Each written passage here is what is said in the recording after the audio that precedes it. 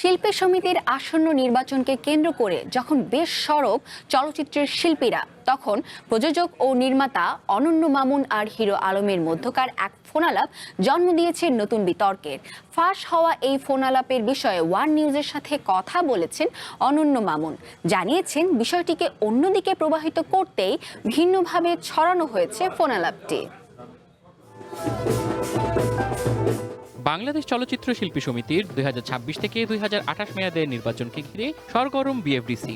সম্প্রতি দুটি প্যানেল জমা দিয়েছে নিজেদের মনোনয়নপত্র। প্রচারের কাজে ব্যস্ত সময় পার করছেন প্রার্থীরা। এরই মাঝে বাংলাদেশ চলচ্চিত্র শিল্পী সমিতি 2026 থেকে 2028 মেয়াদের নির্বাচনকে ঘিরে নতুন বিতর্ক জন্ম দিয়েছে ফাঁস হওয়া একটি কথোপকথন। নির্বাচন স্থগিত করতে হিরো আলমকে আদালতের আশ্রয় নেওয়ার পরামর্শ দিয়েছেন চলচ্চিত্র পরিচালক অনন্য মামুন।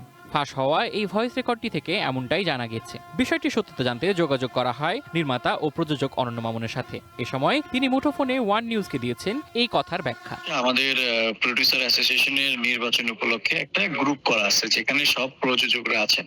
তো ওখানে আলম এসে খুব আকুতি করতেছিল যে ভাই আমার পক্ষে তো কেউ দাঁড়ালো না, আমি 7টা ছবির হিরো, কিন্তু আমাকে কিন্তু সদস্য পদ দেওয়া হয়নি।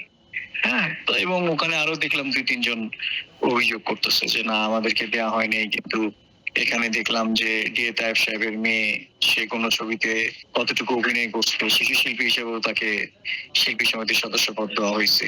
আরো 2-1 জনের নাম আসলো। ওখানে ওই মুন্না খানও ছিল, ও 2 ছবি করেই মানে নিল। কালাম বলতেছে ভাই আমি কি অন্যায় করি? শিল্পীদের নির্বাচন বানচালের কোনো উদ্দেশ্য নিয়ে এমন কথা হিরো আলমকে বলেননি বলেও এ সময় জানিয়েছেন অনন্য মামুন। আমার কথা তো নির্বাচন তো হবে, এটা তো নির্বাচনের সাথে কোনো সম্পৃক্ততাই নাই।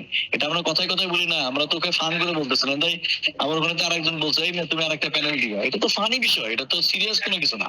মূলত চলচ্চিত্র শিল্পী সমিতির সদস্য পদ না পেয়ে সম্প্রতি ক্ষোভ প্রকাশ করেন হিরো আলম। তারই পরিপ্রেক্ষিতে অনন্য মামুনের সাথে কথা হয় হিরো আলমের। কথোপকথনের সেই অডিও সামনে আসার পর শিল্পী সমিতির নির্বাচন নিয়ে শুরু হয় নতুন এই আলোচনা। সাদ আহমেদ দীপ, ওয়ান এন্টারটেইনমেন্ট।